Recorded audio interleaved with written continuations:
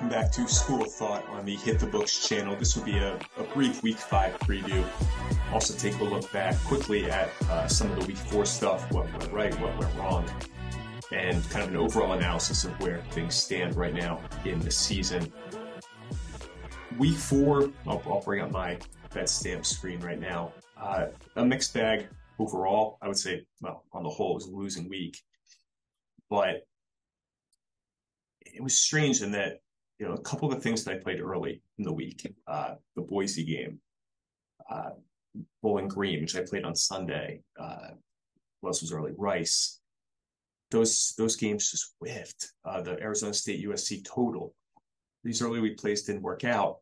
The 5 sides that I played on Saturday, and I understand there's a lot of debate about what kind of market are you betting into if you bet on Saturday. And there's a school of thought, I think it's compelling in general, that says average bettor, median bettor, whatever you want to call it, should not be betting into a Saturday market. And I think that's generally fairly true.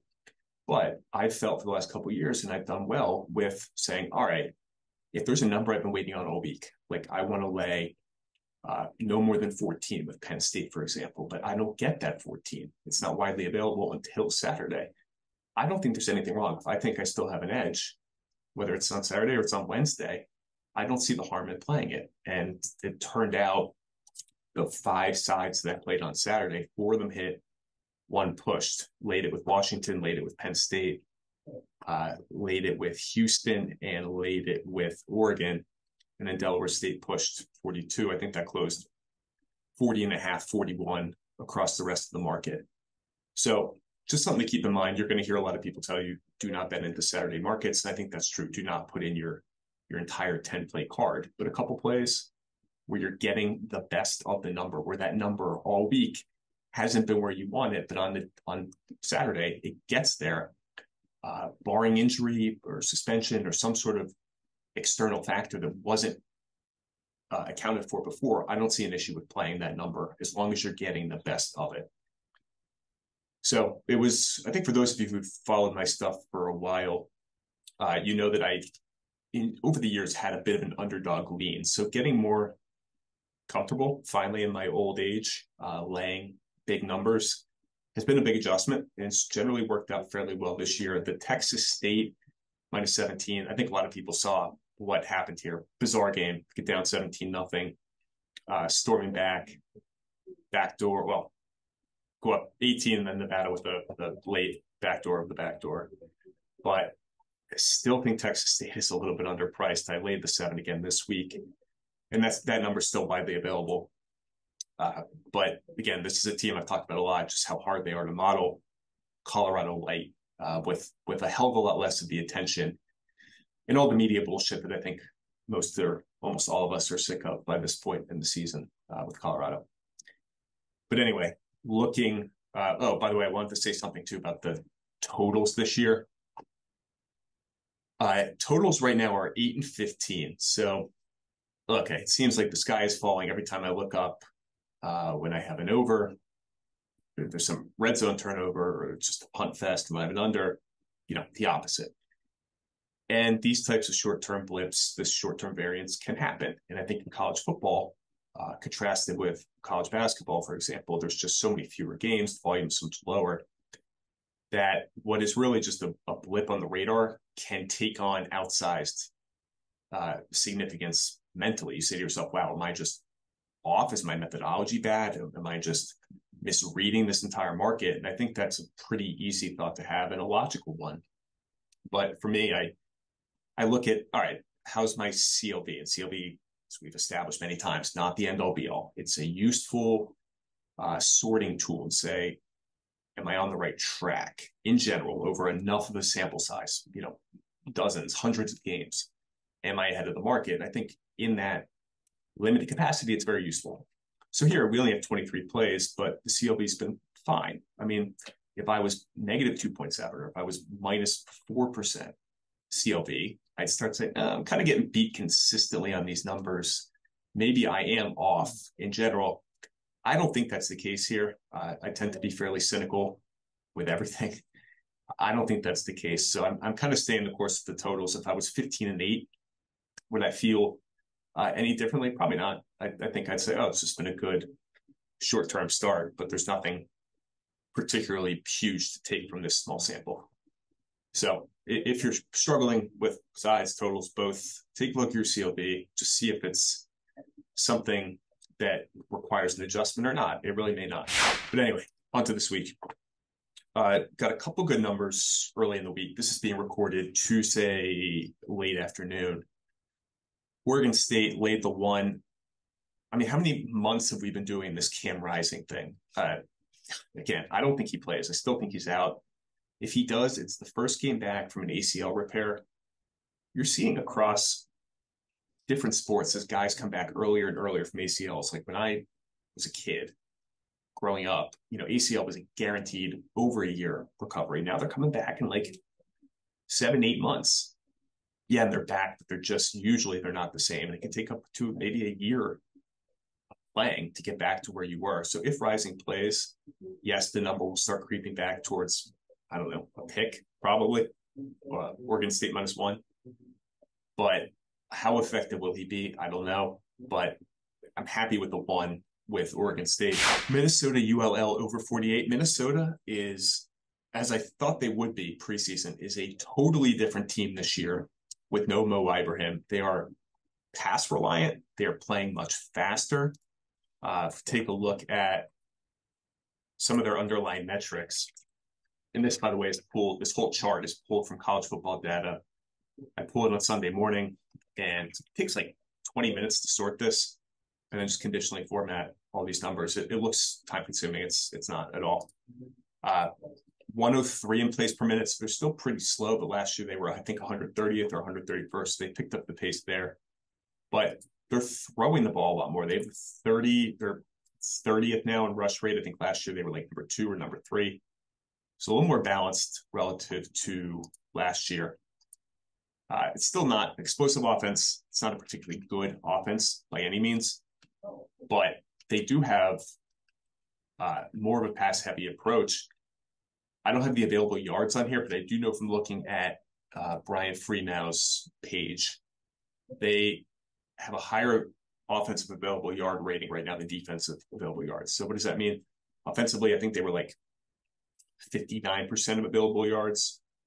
And then the defense was actually giving up graded out a little bit worse. So that's very odd for Minnesota. But the defense here has some issues that just didn't exist in the past. ULL run first quarterback, but they are showing some real pop in the run game. But they're not going to be able to hold up in the trenches. 114th in line yards. Both teams having a ton of trouble once the opposing offense gets into scoring position. 48 is a fairly key total, I believe 4th or 5th most common. So I wanted to make sure I got that number. I think that'll close. I don't think the weather was anything notable. I think this should close around 50. Another week, another UConn faded them against Georgia State, faded them against FIU. Did not fade them last week, and obviously should have. But where is the bottom? I think the market is having a little trouble getting to the bottom of UConn. Terrible offensive coordinator hire in the offseason. Switch quarterbacks. Robertson, clearly an upgrade over Fagnano, but still, Utah State brings in a fair bit of firepower. And Utah State has this issue of giving up a lot of explosive plays. There probably isn't. There are very few offenses right now that are less explosive than UConn is. So the main concern here is how much does Utah State care about traveling cross country for this game, a team they beat last year somewhat comfortably in the end. But there's probably, I would think, some motivation to make a bowl after how bad they finished last season. So it's a big swing game for making a bowl. Normally I'd say, man, I don't know about this travel, right before conference play kicks off. But in this instance, I think this team will travel pretty well too. I mean, they can impose their tempo. They're top 10 right now in plays per minute. Pretty good up front. Schedules are fairly comparable, but I just think there's a lot more ways for Utah State to generate offense. And it helps that UConn, too, is the single worst tackling team in the country per PFF. So, Utah State horrible in terms of keeping teams off schedule, but UConn just cannot stay on schedule right now in general. So I was okay with that one up to a touchdown. It feels so weird to lay that kind of number on the road with Utah State, but man, where is the UConn bottom? Maybe we'll find out. New Mexico catching 15, a team I really liked preseason relative to expectation, and have not played them enough. I did play them against A&M, and they didn't cover. But back at it this week, Wyoming last week had a 4% post-game win expectancy against App State.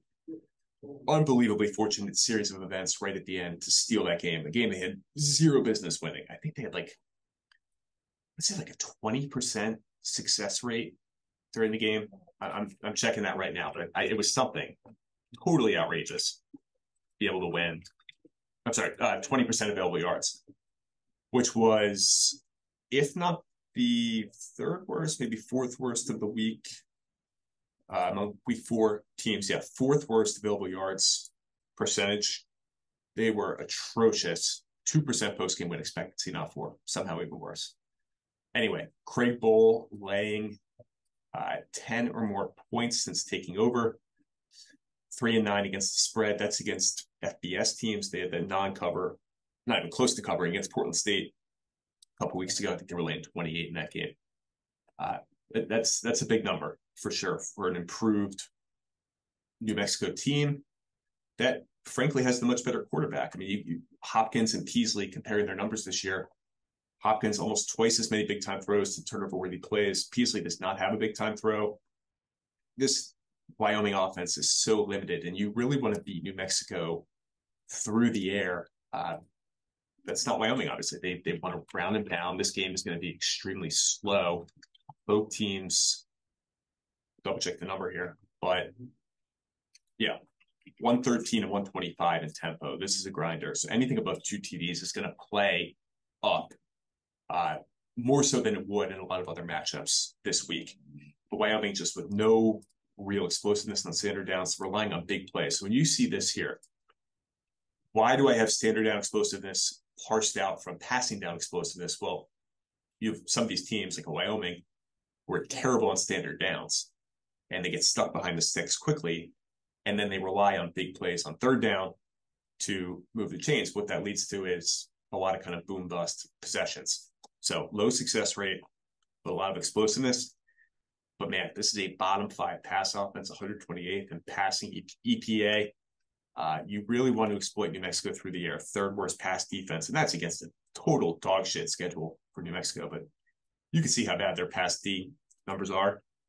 But not horrible against the run. Not good, but not horrible. I think this game has a little bit of a fuckery component. You have 2 bad special teams groups. You have 2 teams who are bad at tackling. I think you see a weird amount of variance here, and with so few plays but a high variance rate, I think that tends to favor the dog. So anything above 14, I'm good with New Mexico. That theory could be someone could completely disagree with that theory about slow tempo, high variance plays and who that favors, but I think logically it's coherent. What's the other one? Notre Dame Duke over 50. 51 is the second most important number in college football behind 55. There's some stuff to be concerned about here.